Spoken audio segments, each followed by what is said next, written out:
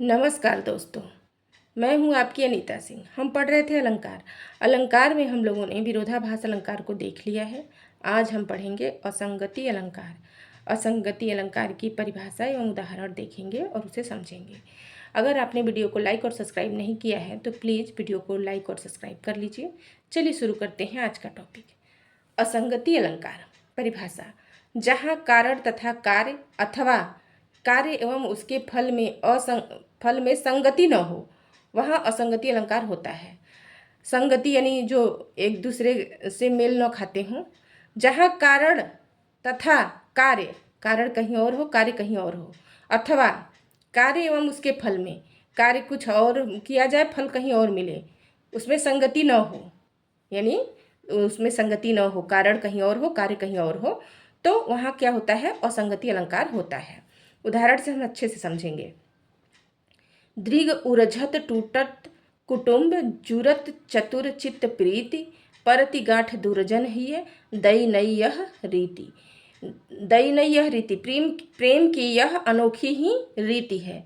क्या है? दृग उरझत, दृग यानी आंखें उलझते हैं, टूटत कुटुंब, और परिवार जो है क्या टूट जाते हैं। तो उलझ कौन रहा है? आंखें। जब आंखें उलझ रही हैं तो परिवार टूट रहा है। तो कार्य और कारण में क्या है? संगति नहीं है, क्योंकि जो उलझ रहा है टूटना तो उसे चाहिए था, लेकिन यहाँ उलझ जो है आंखें रही हैं और टूट रहा है कुटुंब। जुरत चतुर चित्त प्रीति, चतुर जो है लोगों के हृदय, प्रीति चित्त में, हृदय में जो है प्रेम की भावना उत्पन्न हो रही है। परति गांठ दुर्जन हिय, दैनय्यः रीति, परति दुर्जन व्यक्ति के हृदय में गांठ पड़ रही है। चतुर लोगों का तो क्या हृदय जो है जुड़ रहा है, और दुर्जन यानी जो बुरे आदमी हैं, जो बुरे व्यक्ति हैं, उनका जो है उनके हृदय में क्या हो रहा है? गांठ पड़ रहा है। दैनय्यः रीति, यह प्रेम की अनोखी रीति है। यानी दृग उलझ रहा है और टूट रहा है कुटुंब, यानी जहाँ कार्य हो रहा है, कारण जहाँ है वहाँ कार्य नहीं हो रहा है। अगर उलझ रहे हैं, नेत्र उलझ रहे हैं, तो टूटना भी नेत्रों को चाहिए, लेकिन टूटने का काम कौन कर रहा है? कुटुंब यानी परिवार। तो इसलिए इस पंक्ति में क्या हो जाएगा? असंगति अलंकार हो जाएगा। दूसरा उदाहरण देखते हैं। पलक की पीक अंजनी अधर, धरे महावर भाल, आज मिले हो भली करी, भले बने हो लाल। पलक की पीक, पलकों में पीक है। पीक पान की पीक, पान जो है वो होठों पे जो है, पान खाने से होठ लाल होते हैं, लेकिन यहाँ कहाँ क्या लाल हो गया? पलक की, नेत्र जो है, नेत्रों की जो पलकें हैं वो लाल हैं। अंजनी अधर, अंजनी यानी काजल जो है वो आँखों में होनी चाहिए, तो काजल कहाँ है? अधर, होठों पर है। धरे महावर भाल, महावर जो पैरों में होनी चाहिए वो कहाँ? भाल, माथे पर है। आजू मिले हो भली करी, भले बने हो लाल।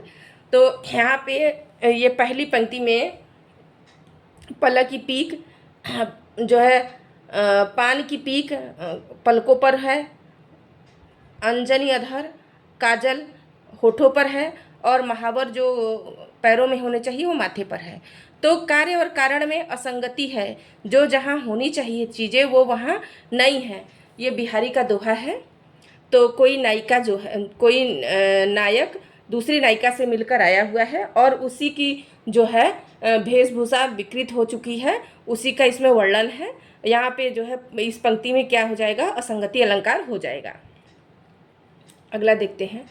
राज देन कह शुभ साधा, कहियो जान वन के ही अपराधा। राज्य देने के लिए कहा गया था, राम का राज्याभिषेक होने की बात कही गई थी, और कहियो जान वन के ही अपराधा, उसी दिन वन को जाना पड़ा किस अपराध के कारण, यानी जो कार्य होना था वो कार्य नहीं होना, राज्याभिषेक होना था, राज्याभिषेक नहीं होकर जो है उसी दिन, जिस दिन उनका राज्याभिषेक होना था, उसी दिन जो है वन जाने लगा, वन जाने का आदेश मिल गया। तो कह रहे हैं कि राज देने का शुभ जो है आज अवसर था, और इस शुभ अवसर पे वन जाने का कौन सा ऐसा अपराध हो गया कि वन जाने का आदेश मिल गया। तो कार्य और कारण में यहाँ भी संगति नहीं हो पा रही है। जिस दिन राज्याभिषेक होना था उस दिन वन जाने का आदेश मिल गया, इसलिए यहाँ भी क्या हो जाएगा? असंगति अलंकार हो जाएगा। तीर मोरे हियपे पीर रघुवीरे, यह मानस की पंक्ति है। तीर यहाँ पे कह रहे हैं कि तीर जो है कहाँ लगी है? लक्ष्मण के हृदय पर लगी है तीर, पर उसकी पीड़ा कहाँ हो रही है? रघुवीरे यानी राम के हृदय में हो रही है। तो तीर जिसे लगी उस पीड़ा तो उसे होनी चाहिए थी ना, लेकिन पीड़ा कहाँ हो रही है, राम के हृदय में हो रही है। इसलिए यहाँ भी कार्य और कारण में संगति नहीं है। तो तीर जिसे लगी उसे पीड़ा न होकर राम को पीड़ा होने के कारण यहाँ असंगति अलंकार हो जाएगा। लागा लागी लोइन करे नाहक मन बधि जाए। लागा लगी, अब नेत्र क्या कर रहे हैं, एक दूसरे को देखकर एक दूसरे से लागा लगी यानी प्रेम में मग्न है। नेत्र लोइन, नेत्र लोइन माने यहाँ नेत्र है, लोचन है। नाहक मन बध जाए, बध कौन रहा है, मन। जब नेत्र एक दूसरे से उलझ रहे हैं तो बधना भी तो नेत्रों को चाहिए, लेकिन नेत्र बध रहे हैं और जो है नेत्र उलझ रहे हैं और बध कौन रहा है, मन। तो यहाँ भी क्या है, कार्य और कारण में कोई संगति नहीं है। कार्य तो कोई और कर रहा है और कारण कहीं और मिल रहा है। लगा लगी नेत्र कर रहे हैं और बध कौन रहा है, मन। इसलिए यहाँ भी जो है असंगति अलंकार हो जाएगा। सीता ही ले 10 कंठ गयो पे बधियो गयो समुद्र विचारो। सीता को लेकर 10 कंठ यानी रावण जो है, सीता को लेकर रावण गया और बंधन में कौन पड़ा, समुद्र, यानी समुद्र पे पुल बांध दिया गया। राम की जो सेना ने समुद्र में पुल बनाया था, तो उसी बात को कह रहे हैं कि सीता ही ले 10 कंठ गयो। सीता को लेकर रावण गया और बंधन में किसे पड़ना पड़ा, समुद्र को। अगर सीता को रावण न लेके गया होता तो समुद्र पे पुल बांधने की किसी का औकात नहीं थी, लेकिन सीता को रावण उठा के ले गया, इसीलिए जो है समुद्र को बंधन में बनना पड़ा, क्योंकि समुद्र को पार किए बिना सीता को लेने राम की सेना नहीं जा सकती थी। तो यहाँ भी क्या हो जाएगा, असंगति अलंकार हो जाएगा। अगला देखते हैं, मेरे जीवन की उलझन बिखरी थी उनकी अलकें। मेरे जीवन की उलझन, जब उलझन मेरे जीवन में है तो बिखरी थी उनकी अलकें। उनकी अलकें क्यों बिखरी हुई हैं, जिसके जीवन में उलझन है उसके ही अलकें, उसके ही जो है बिखरने चाहिए थे अलकें। जिसके जीवन में उलझन है अलकें उनकी बिखरनी चाहिए थी। यहाँ कार्य कहीं और हो रहा है, कारण कहीं और मिल रहा है, इसलिए जो है यहाँ पे कौन सा अलंकार हो जाएगा, असंगति अलंकार हो जाएगा। उर में बिजली सी चमकी नैनों में जल भर आया। बिजली कहाँ चमक रही है, उर में। जब हृदय में बिजली चमक रही है तो जल भी तो कहाँ से गिरना चाहिए, जहाँ बिजली चमकती है पानी भी वही बरसता है। लेकिन उर में बिजली सी चमकी, हृदय में जो है बिजली चमक रही है, नैनों में जल भर आया। और बरसात कहाँ से हो रही है, आँखों से हो रही है। जल कहाँ भरा, नैनों में भराया। तो कार्य कहीं, कारण कुछ और है, कार्य कुछ और हो रहा है। जहाँ कारण तथा कार्य में यहाँ भी संगति नहीं हो पा रही है, इसलिए जो है असंगति अलंकार हो जाएगा। लागत जो कंटक तिहारे पाई प्यारे हाई, आई के पहले ही ये बोधत हमारो है।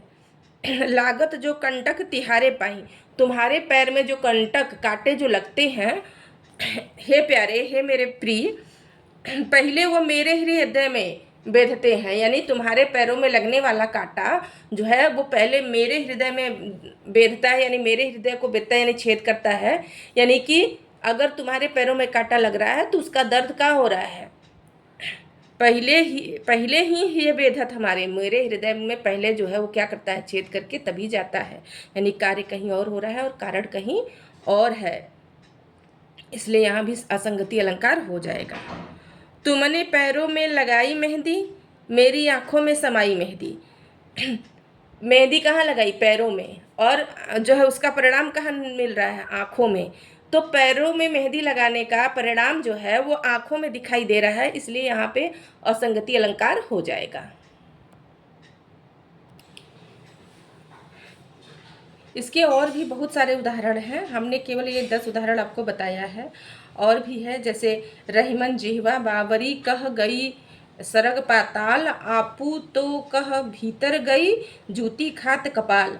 रहीमन जिह्वा बावरी कह गई सरग पाताल, आपू तो कह भीतर गई जूती खात कपाल। यानी जिह्वा जो है, कार्य और कारण में संगति नहीं है। जिह्वा तो कुछ भी बोल गई और जूती कौन खा रहा है, कपाल यानी सिर। बोल कौन रहा है, जिह्वा। गलती किसने की, जिह्वा ने। और जूती किसको पड़ रहे हैं, सिर को। कारण कहूँ कारज कहूँ अचरज कहत बनय न, असी तो पीबती रक्त पै होत रक्त तुअ नैन। इसमें भी क्या हो जाएगा, असंगति अलंकार हो जाएगा। फिर से एक बार सुन लीजिए। कारण कहूँ कारज कहूँ अचरज कहत बनय न, असी तो पीबती रक्त पै होत रक्त तुअ नैन। चलिए आज का वीडियो बस इतना ही, कल हम फिर मिलेंगे, तब तक के लिए नमस्कार, जय हिंद।